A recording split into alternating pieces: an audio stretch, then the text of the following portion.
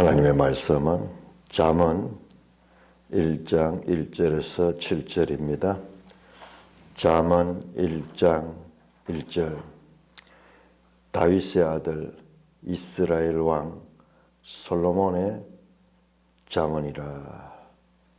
이는 지혜와 훈계를 알게 하며 명철의 말씀을 깨닫게 하며 지혜롭게, 공의롭게, 정의롭게, 정직하게 행할 일에 대하여 훈계를 받게 하며 어리석은 자를 슬기롭게 하며 젊은 자에게 지식과 근신함을 주기 위한 것이 지혜 있는 자는 듣고 학식이 더할 것이요 명철한 자는 지략을 얻을 것이라.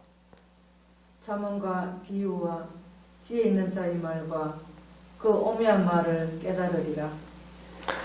여호와를 경외하는 것이 지식의 근본이거늘 미련한 자는 지혜와 훈계를 멸시하느니라. 하나님 아버지 은혜를 감사합니다.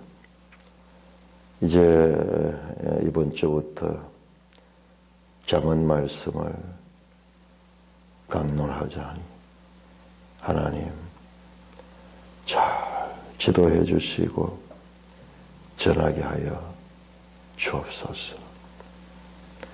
예수님 이름으로 감사하며 기도드리옵나이다. 아멘.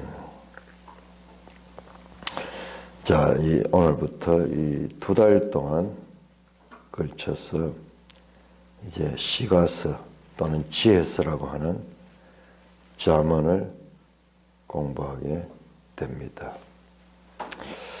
자, 우리 잠언 그러면은 욥기를 제대로 이해하는 사람들이 거의 없어요.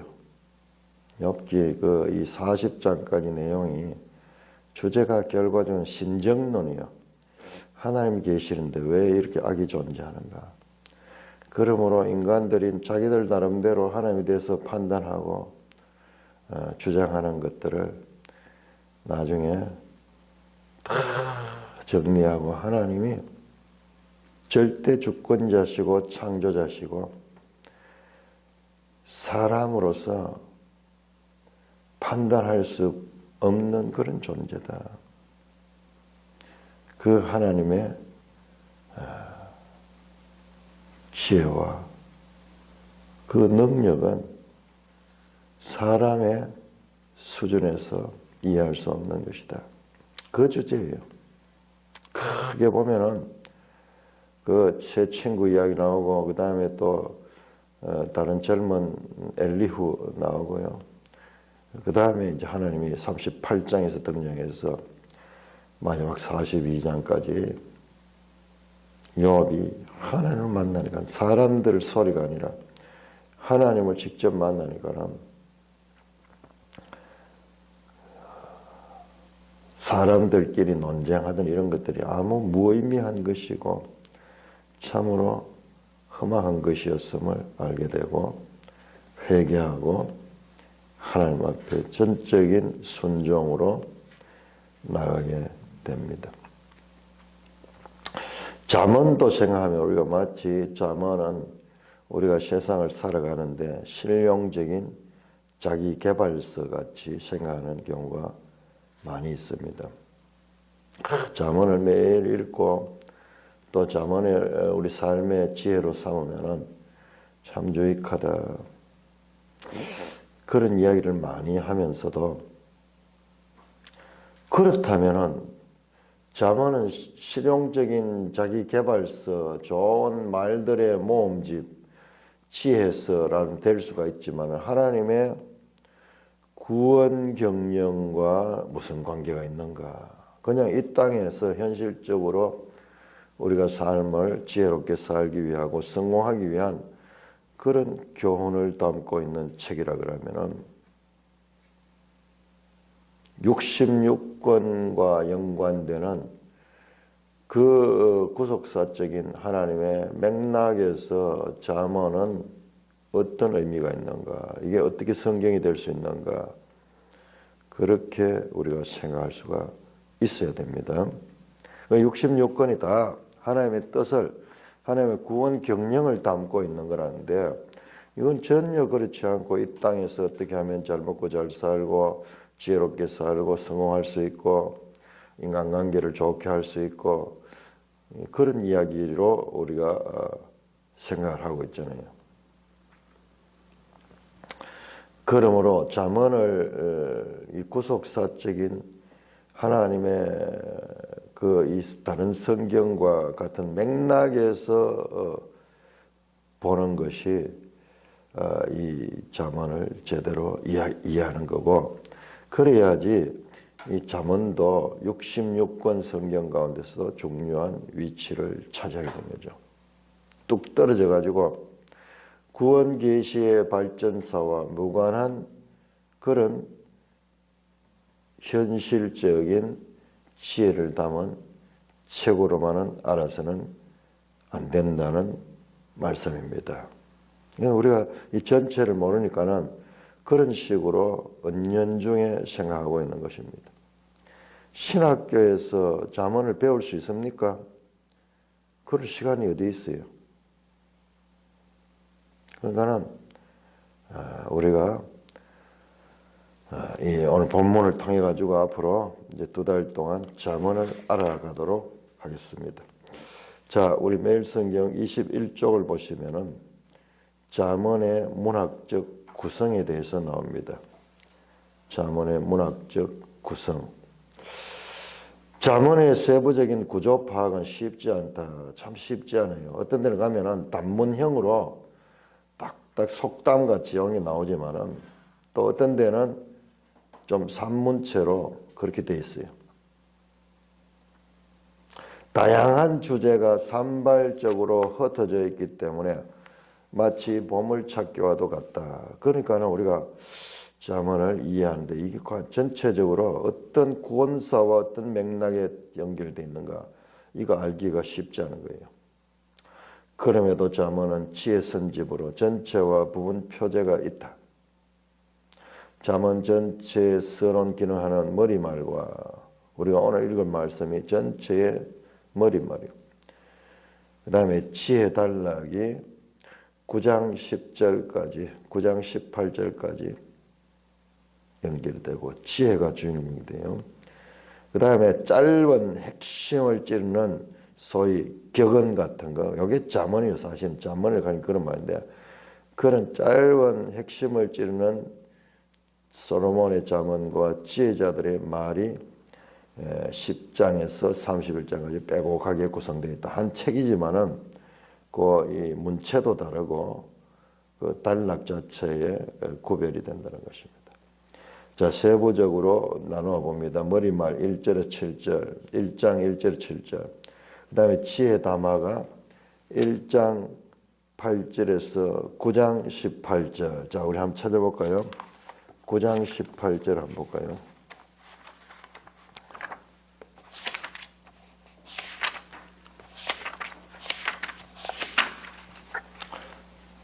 (5월 17일자) 9장 18절까지가 나오고, 여기까지는 지혜가 주인공이에요. 지혜가 주인공이고, 그 다음에 10장 1절부터는 솔로몬의 잠언이라 그러면서도 아주 짤막짤막한 격언 같은 내용들이 이제 계속 나와요. 우리가 보통 잠언 갈 때 이걸 생각하는 거예요. 자, 이와 같은 짤막짤막한 잠언들이 22장까지 연결됩니다. 22장까지. 그 다음에 22장 17절에서 24장 22절, 22장 17절을 한번 볼까요? 22장 17절. 너는 귀를 기울여 지혜 있는 자의 말씀을 들으며 내 지식을 마음에 둘지어다. 여기서 요 지혜 있는 자의 말이에요. 여기서 지금부터 나오는 내용은 지혜자의 말의 이 선집이다. 이것이 24장까지 이어지고 24장 23절,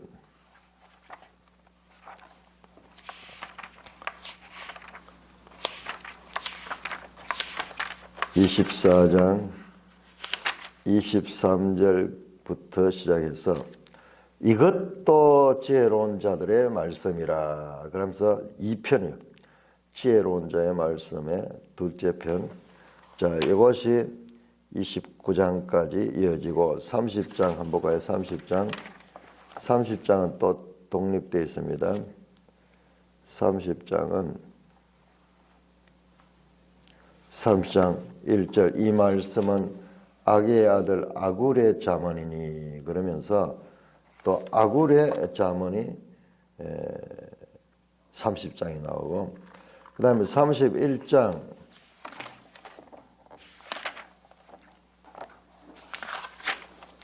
31장 1절부터 9절까지 이거는 르무엘 왕이 말씀한 바 그의 어머니가 그를 훈계한 잠언이라. 그러니까 솔로몬이 모든 것이 아니고 그 속에 솔로몬 이외에도 아굴이라든지 지혜자에 대한 말씀이라든지 이런 것들이 합쳐져 있다. 그리고 유명한 31장 10절부터 현숙한 여인 이야기 나옵니다. 현숙한 여인 나오는데 우리 매일성경 보세요. 현숙한 여인을 뭐라고 하나 능력 있는 여성을 칭찬합니다. 이 현숙한이라는 우리 번역이 이게 좀 부족한 번역이에요. 하일하는 건데 하일하는 것은요 장군을 향해 장군. 우리가 생각하는 거 정반대예요. 현숙한 여인 아니고 능력 있는 여성이에요. 여성이 완벽한 여성이 나오죠. 우리 보통 이 여성을 고운 것도 헛되고 그러지만은 현숙한 여인은 영원하다 그런 이야기를 쭉 하면서 일어나는데 이 현숙한 여인은 매일성경에 나오네요. 177쪽 주석이를 현숙한 히브리어 하일은 문자적 의미는 용맹하다, 유능하다. 루스에게도 사용된 표현이다. 여기 루스에게 붙여진 표현이기도 해요. 이 룻과도 연결을 시키기도 합니다.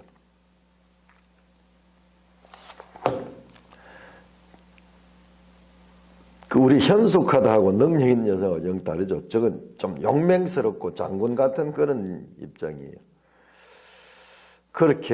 이렇게 잠언이 구성되어 있다. 그냥 솔로몬이 잠언이 다가 아니고 솔로몬이 주로 있고 그 다음에 다른 사람들의 말들도 거기에 포함되어 있다. 시편이 다윗의 시편 그러지만 다윗의 글도 있고 심지어는 모세의 글도 있고 그리고 다른 이 저자들의 글들도 모여있죠. 모음집이죠. 모음집.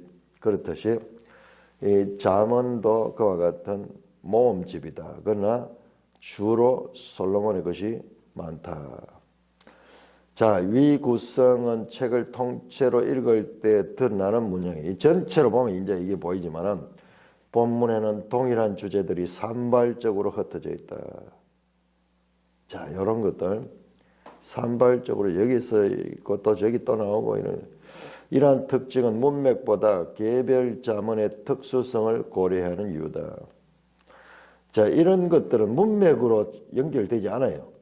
그럴 경우에는 또 개별적인 그런 내용으로서 봐야 되는 거예요. 우리 역사서를 볼 때는 문맥을 봐야 되지만 이런 거는 문맥으로만 봐가지고는 또 놓칠 수 있다는 거예요. 주로 주제들은 건강, 부, 재산, 친구, 자녀, 죽음, 행복, 고난 등의 인간 실존의 문제와 예측이 어려운 변화무쌍한 사건들 사이에서도 잠언 전체를 지배하는 말은 생명과 길이다. 생명과 길이다. 생명과 길. 그 길은 지혜와 어리석음, 의인과 악인의 두 갈래 길이다.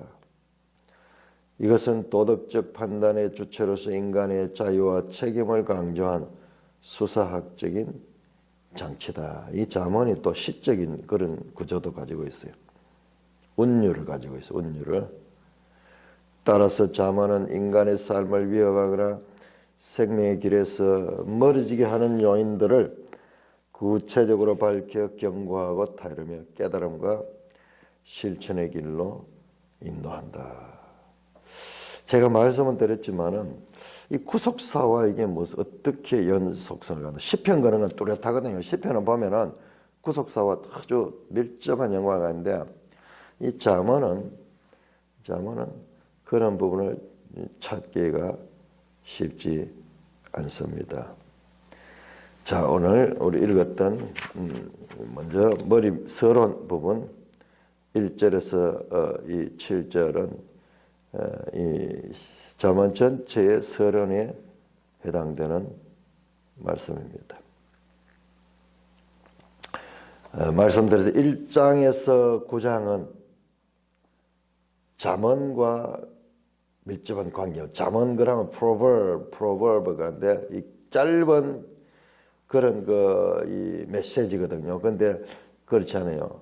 1장에서 9장까지는 산문식으로 되어 있고 그 다음에 내 아들아라고 부르면서 교훈하는 내용들이에요.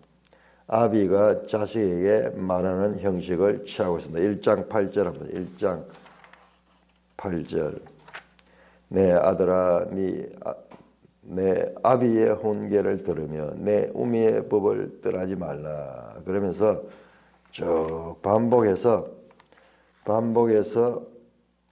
15절도 보시면은 15절도 보면 내 아들라 2장 1절은 내 아들아 그러면서 아들에게 주는 그와 같은 교훈의 말들로 시작됩니다. 아버지가 자식에게 말하는 형식을 취하고 있습니다. 그러니까는 우리가 출애굽기 봤지만 계속 출애굽기는 아들에게 가르쳐라. 훗날에 네 아들에게 가르쳐라. 이 사건의 의미가 무엇인지 가르쳐라. 신명기도 네 아들들에게 하나님의 말씀을 가르쳐라. 쉐마 이스라엘. 이 잠언도 지금 1장에서 9장까지는 교육적인 그와 같은 아비가 자식에게 가르치는 교훈을 담고 있는 것입니다. 본문을 보겠습니다. 다윗의 아들 이스라엘 왕 솔로몬의 잠언이라 이렇게 시작이 됩니다. 그러니까 제목이 잠언이라고 붙였고 솔로몬의 잠언이라 솔로몬의 잠언도 전체가 아니다 하는 거 우리 알죠? 자, 히브리어로 제가 한번 읽어보겠습니다. 이 1장 1절을 미슐레이 이거 잠언 가는 말이 마샬 가는데 미슐레이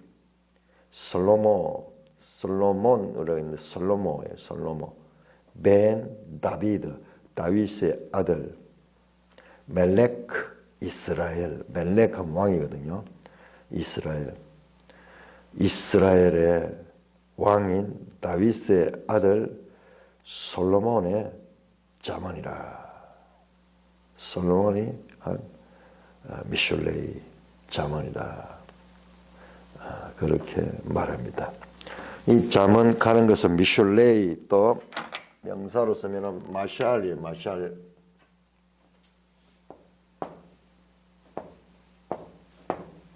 마샬 가는데 여기에 보통 우리가 이 신약에서도 이런 마샬이 나오면 패러블 그럼 비유거든요. 비유. 그런데 여기에서는 비유라고 말하지 않습니다. 비유라고 말할까. 여기에 또 마샬이 파로이마이 돼 있어서 여기에 프로버브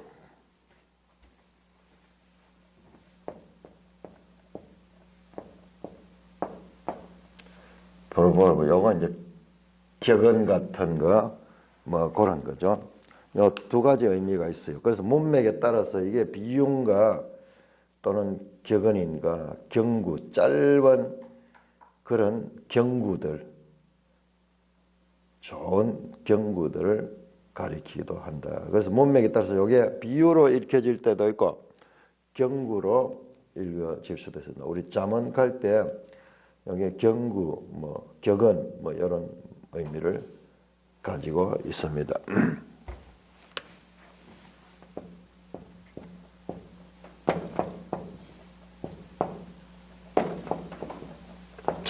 짧지만은 아주 임팩트한 교훈을 담고 있는 말씀.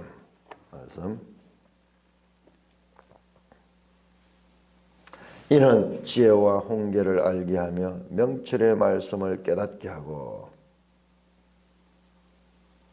지혜와 훈계를 알게 하고, 훈계는 징계가 표현되죠. 징계가 표현돼요. 가르쳐서 그렇게 때로는 훈계한다. 우리말도 훈계한다 그러면은 그냥 좋은 이야기 아니고 뭔가 좀 징계적인 그런 의미가 그 속에 담겨 있죠. 지혜와 훈계를 하고, 잘못할 경우에는 그런 거기에 대한 제재가 있다. 뭐 이런 것을 알게 하는 거예요. 알게 하고, 그 다음에 명철의 말씀을 깨닫게 하며, 명철의 말씀, 명철은 뭐냐? 매일성경 주석에 보시면은 히브리어로 비나인데 통찰력, 지각 능력, 명민은 아주 좋은 거죠. 통찰력을 가지고 전체를 볼 수 있는 understand, 이해력을 가지고 이해력. 명철의 말씀을 깨닫게 하며, 이게 우리 구원 계시의 발전사를 보는 것이 이게 명철이에요. 통찰력이죠. 통찰력. 요건 부분으로 봐가 안 보여요. 전체를 보니까 통찰해 보니까는 시작된 종말론 또는 구원 계시의 발전성, 하나님의 주권과 사람의 책임, 이 전체를 통찰해서 볼 때 그게 드러나잖아요. 이게 이런 의미구나. 짧게 봐가지고는 통찰력을 가지지 않고 그냥 짧은 지식만 가지고는 그걸 볼 수가 없죠. 명철의 말씀을 깨닫게 하며, 지혜롭게, 공의롭게, 정의롭게, 정직하게 행할 일에 대하며 훈계를 받게 하며, 어리석은 자를 슬기롭게 하며 젊은 자에게 지식과 근신함을 주기 위한 것이다.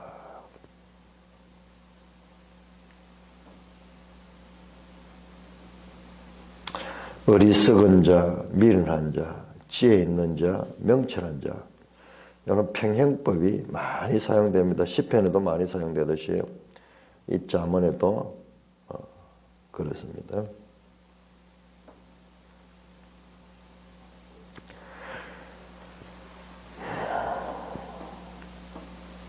알게 하며, 동사만 한번 뽑아볼게요. 알게 하며, 깨닫게 하며, 같은 말이죠. 그 다음에 받게 하며, 훈계를 받게 하며, 그 다음에 근신함을 주는 것이다.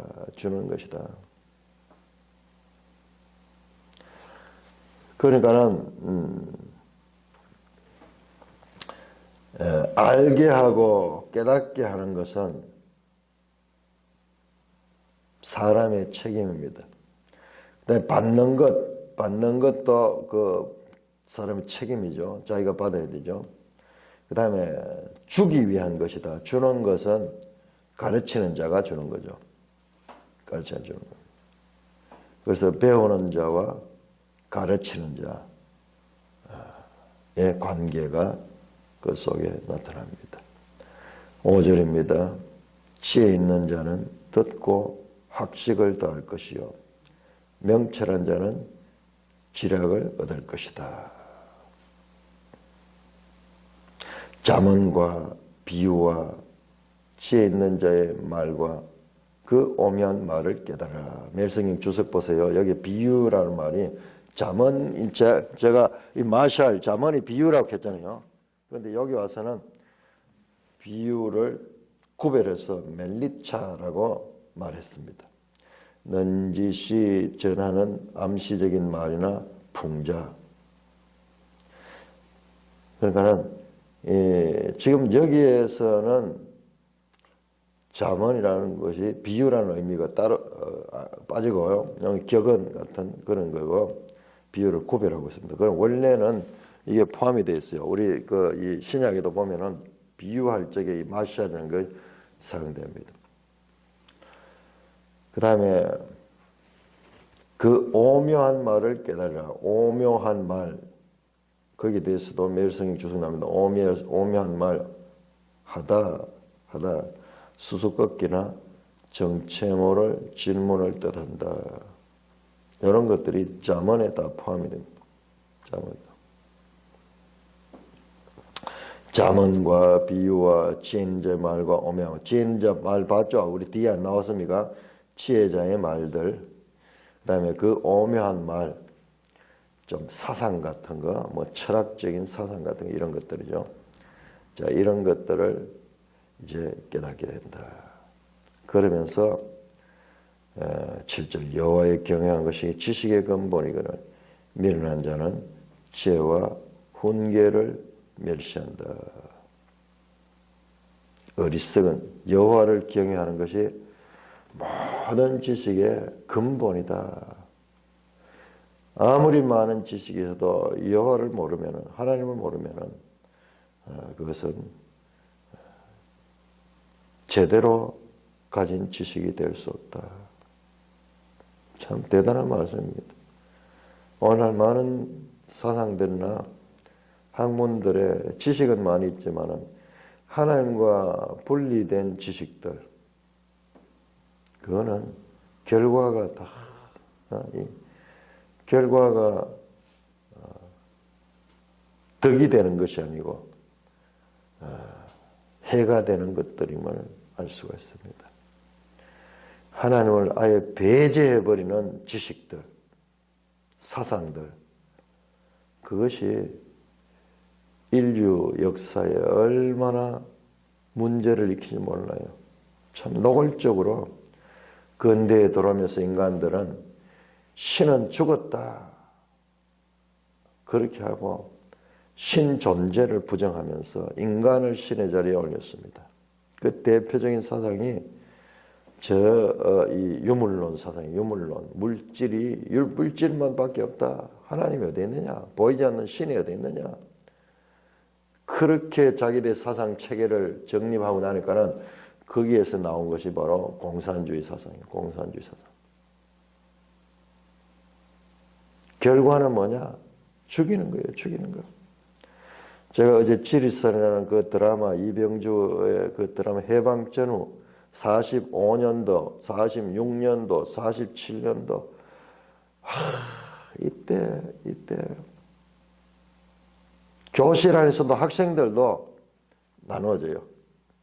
좌우로 나눠지고 신탁 통치를 찬성하느냐 신탁 통치를 반대하느냐 완전히 나눠져 가지고 선생들도 학문을 가르치는 것이 아니라 학생들에게 추궁을 당하고 있고 온 나라가 이와 같은 사상적인 이 전쟁터가 되어버리고 그래서 순수한 사람들이 많이 그 뜻에 동조를 했는데 폭동을 일으키고 파업을 일으키고 사람을 죽이고 테러를 하고 아니 어떻게 일제시대보다 더 악해요. 일제시대는 동족끼리 그렇게 하지는 않았는데 이제는 적이 누구냐 내와 다른 우리 민족 다른 사상을 가졌다고 적이 되는 거예요. 얼마나 비극적인 역사인지 몰라. 우리 이 근대사가 참으로 비극적인 역사였어요. 차라리 일본에 식민지를 쓸 때 뭐가 이런 건 없었는데 이제는 서로 나눠져 가지고 어떻게 죽이는 거예요. 폭력 파업을 하고 대구에서도 파업이 일어나고 그 속에 인간의 사상들이 자기 것이 옳고 그것을 관철시키기 위해서는 폭력과 무장봉기가 우리나라는 완전히 유물론 사상에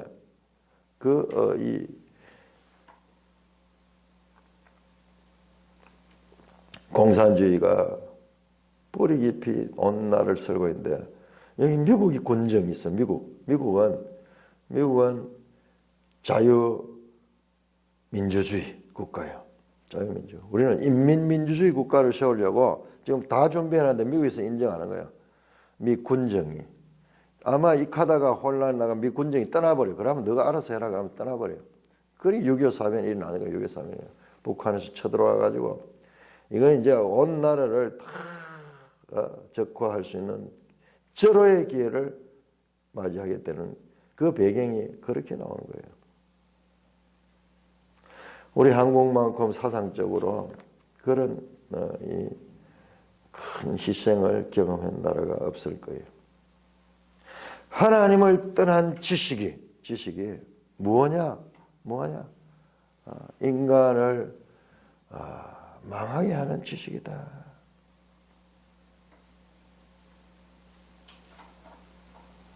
하나님을 기억하는 것이 지식의 근본이다. 이 통찰력. 엄청난 얘기입니다. 모든 분야에서 열심히 일하고 성공하고 그리고 하나님을 경외하지 아니한 그 성공이 결과적으로 어떻게 되는가? 하나님을 여호와를 경외하는 것이 지식의 근본. 미련한 자는 지혜와 훈계를 멸시한다. 이게 미련한 자예요. 미련한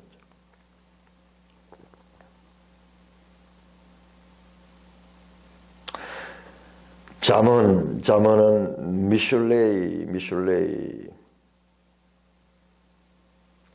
이 잠언은 같은 단어로 사용된 요한복음에 예수님께서 잠언과 요한복음이 밀접한 연관가 있어요. 자, 성경과 성경에 한번 보세요. 자, 앞에서 우리 봤죠. 이 잠언의 핵심 메시지는 수많은 내용들 아니라 핵심 메시지는 생명과 길이라 그래서 생명과 길. 이 생명과 길이 나오는데 어디에요? 요한복음이 다 나오잖아요. 요한복음. 그리고 실제로 이런 마샬, 잠언이라는 말씀을 예수님께서 사용합니다. 여기 헬라어로 번역해가지고 파로이마이라고 되는데 그게 잠언이라는 말입니다. 우리 한번 볼까요? 요한복음 10장.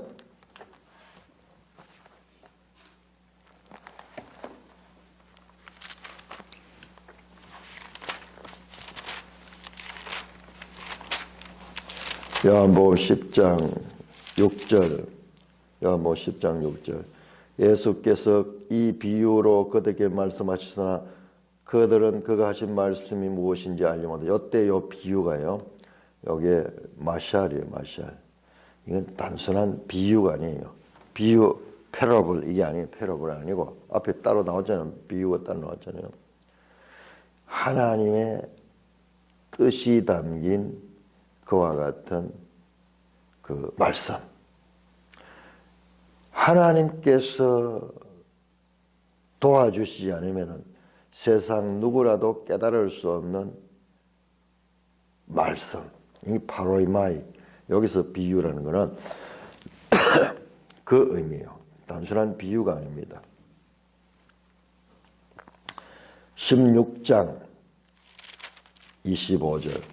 요한복음 16장 성령에 대해서 말할 때 16장 25절. 이것을 비유로 너에게 일렀거니와 때가 이르면 다시는 비유로 너에게 이르지 않고 이것도 마찬가지. 이게 비유가 아니에요. 앞에 나오는 이야기가 비유가 아니에요. 파로이마이. 네, 이거 따로 써놨네. 하나님이 알려주는 거야. 하나님이 알려주는 그와 같은 말씀. 29절 제자들이만 지금은 밝히 말하시고 아무 비유도 하지 아니하시니 우리가 지금에야 모든 것이 아시고. 그 맞잖아요. 여기에 비유로 말씀 안 했다 그러잖아요. 이거는 앞에 나오던 그 비유하고 다른 거예요. 그래서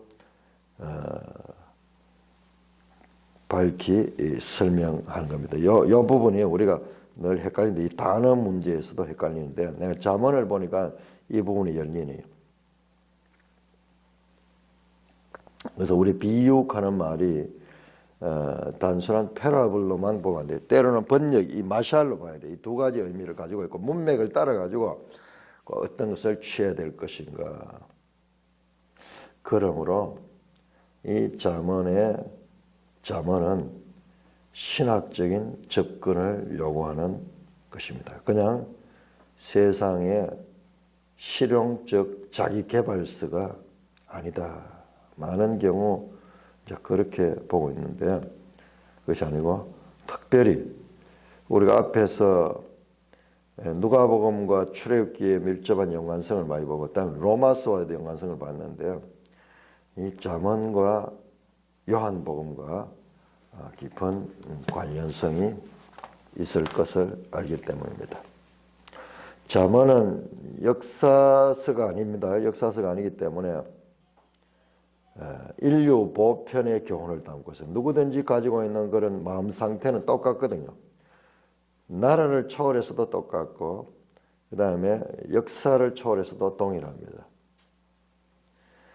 그래서 하나님께서 또한 이 지혜서를 통해서 역사서와 선지서와 또 다른 각도에서 우리에게 가르치시는 말씀이 잠언이다. 그렇게 생각하면서 우리가 앞으로 2달 동안 잠언을 깊이 한번 알아볼 수 있는 기회를 가지겠습니다. 찬송가 200장입니다.